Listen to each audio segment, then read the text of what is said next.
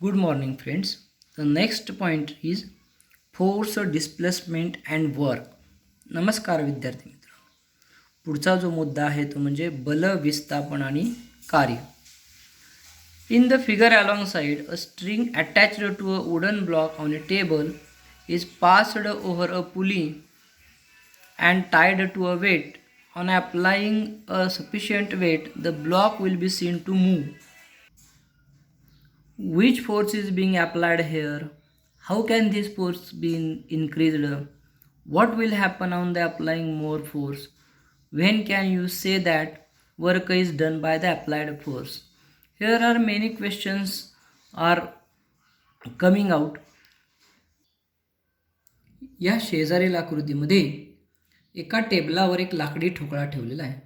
त्याला दोरी लावून ती दोरी कप्पीवरून पलीकडे नेऊन त्याला एक वजन बांधलेले आहे. आता ते पुरेसे वजन लावलं असता तो ठोकळा हळूहळू पुढे सरकताना आपल्याला दिसतो. यावरून आपल्या मनात अनेक प्रश्न निर्माण होतात की या ठिकाणी कोणते बल लावले आहे, हे बल कसं वाढवता येईल, अधिक बल लावले तर काय होईल आणि लावलेल्या बलानं कार्य झालं असं आपण कधी म्हणू, असे विविध प्रश्न आपल्याला या ठिकाणी आपल्या मनामध्ये निर्माण होतात. If the block moves forward, we can say that it has been displaced, and due to the displacement, we say that the force has done some work. या ठिकाणी ज्यावेळी तो लाकडी ठोकळा पुढे सरकतो म्हणजेच त्याचं विस्थापन होतं आणि ज्यावेळी त्या लावलेल्या बलानं म्हणजे त्या वजनानं विस्थापन झालं की आपण त्या ठिकाणी कार्य घडलं असं म्हणतो. म्हणजेच we can say that the force has done some work. Can we measure this work? हे कार्य आपण मोजू शकतो का? We know that the work done depends on the force and the displacement and the following formula express this relationship. म्हणजेच या ठिकाणी विद्यार्थी मित्रांनो आपण कार्य घडलं असं केव्हा म्हणू शकतो? कार्य म्हणजे काय आहे? तर कार्य म्हणजे काय आहे पहा, the relation between the force, displacement and work is given by the following formula, that is work is denoted by W. So work done by the force is equal to force, it is denoted by capital F applied to the body, into displacement, and displacement is denoted by S. So the formula of work becomes W is equal to F into S. म्हणजे या ठिकाणी कार्याचं जे आपल्याला सूत्र मिळते ते सूत्र म्हणजे काय आहे? फोर्स गुणुले डिस्प्लेसमेंट. म्हणजे ज्या दिशेने फोर्स लावलेला आहे त्या दिशेने जर त्या वस्तूचं डिस्प्लेसमेंट झालं तर कार्य बरोबर काय आपल्याला सूत्र मिळतं पहा विद्यार्थी मित्रांनो, फोर्स इंटू डिस्प्लेसमेंट म्हणजे एफ इंटू एफ गुणुले एस, हे सूत्र आपल्याला या ठिकाणी मिळतं. In the SI system the unit of work is joule and it is denoted by capital J, while the unit of force is Newton and it is denoted by capital N, and the unit of displacement is meter. So in the CGS system the unit of work is erg. तर या ठिकाणी आपल्याला माहिती आहे की SI system या पद्धतीमध्ये कार्याचं एकक हे जूल आहे, की जे आपण जे या अक्षराने दाखवतो. बलाचे एकक हे N आहे, ते न्यूटन म्हणजेच N कॅपिटल N या अक्षराने दाखवतो, आणि विस्थापनाचे एकक मीटर आहे. आणि म्हणून CGS पद्धतीमध्ये कार्याचं जे एकक आहे ते कार्याचं एकक अर्ग, ते आपण ERG या अक्षराने डिनोट करतो. म्हणजे CGS पद्धतीमध्ये कार्याचं एकक काय आहे? अर्ग आहे, अर्ग. If a force of 1 Newton parallel to the surface of the table is applied to a wooden block on the table and the block is displaced by 1 meter, then it can be said that the force has done 1 joule of work. तर वरील आकृतीमध्ये विद्यार्थी मित्रांनो जर का त्या टेबलावरील लाकडी ठोकळ्याला टेबलाच्या पृष्ठभागाशी समांतर असं 1 न्यूटन एवढं बल लावलं आणि त्या ठोकळ्याचं 1 मीटर एवढं जर का विस्थापन झालं तर आपण त्या ठिकाणी काय म्हणतो? 1 जूल इतकं कार्य त्या बलानं केलेलं आहे असं आपल्याला म्हणता येतं.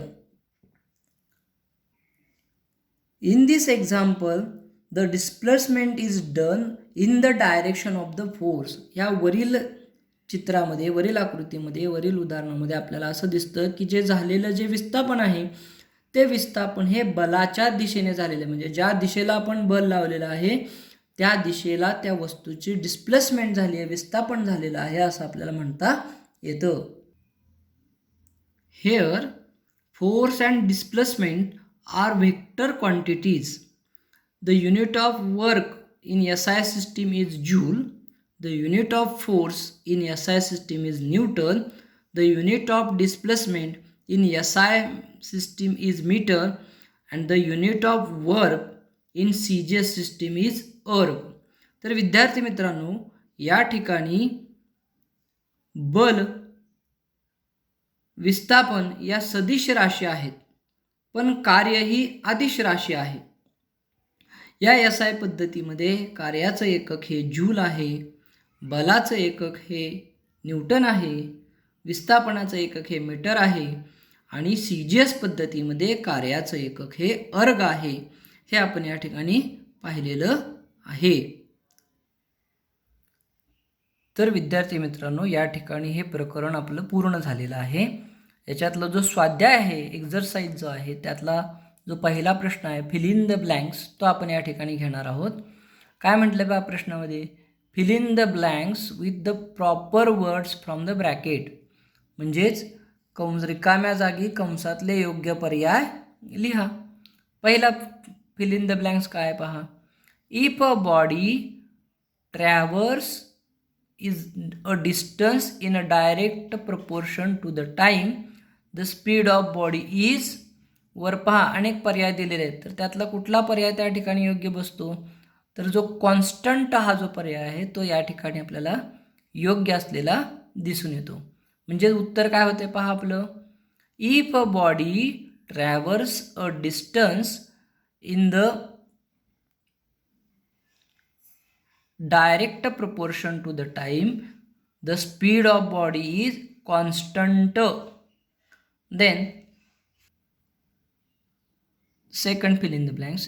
If a body is moving with a constant velocity, its acceleration is 0.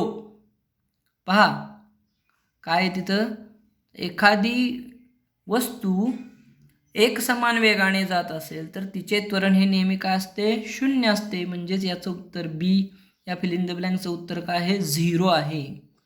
Then the next fill in the blank C. Dash dash is the scalar quantity, असा प्रश्न आहे आपल्याला. तर या ठिकाणी आपल्याला काय म्हणता येतं? The speed is a scalar quantity. या ठिकाणी आपण काय म्हणतो? स्पीड ही काय आहे? स्केलर क्वांटिटी आहे. आणि चौथी फिल इन द ब्लँक्स जी आहे, dash dash is the distance traversed by a body in a particular direction in unit time. आणि चौथ्याचं जे उत्तर आहे ते आहे velocity. Velocity is the distance traversed by a body in particular direction in unit time. Here two problems are given to solve. See the first problem.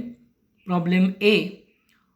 A force of 1000 Newton was applied to stop a car that was moving with a constant velocity. The car stopped after moving through 10 meter. How much is the work done? तर या ठिकाणी एकसारख्या वेगाने चाललेल्या मोटारीला थांबवण्यासाठी 1000 Newton एवढं बल लावलं तरी ती मोटर 10 मीटर अंतर चालून थांबली, तर त्या ठिकाणी कार्य किती झाले असा प्रश्न आपल्याला या ठिकाणी विचारलेला आहे. त्याचं सोल्युशन पहा विद्यार्थी मित्रांनो. Here the direction of force and displacements are opposite to each other. या ठिकाणी बलाची लावलेली दिशा आणि घडलेले विस्थापन हे काय आहे? एकमेकाच्या विरुद्ध आहे. आणि म्हणून याचा अर्थ काय होतो बघा, सूत्रामध्ये आपण किमती ठेवूया. हेअर द फोर्स F is equal to 1000 newton and displacement ही विरुद्ध असल्यामुळं तिथं आपण काय घेतलेलं आहे, -10 मीटर हे घेतलेलं आहे. So putting the values of F and S into the formula of W. So what is the formula of W? So work W is equal to F into S, म्हणजे कार्य बरोबर force गुणुले विस्थापन F गुणुले S. So putting the values of F and S here. So 1000 into -10 meter. So the work is done is -10,000 joule. So the work done is W is equal to -10,000 joule. Here in second example, a cart with mass 20 kg went 50 meter in a straight line on a plane and smooth road when a force of 2 Newton was applied to it. How much work was done by the force?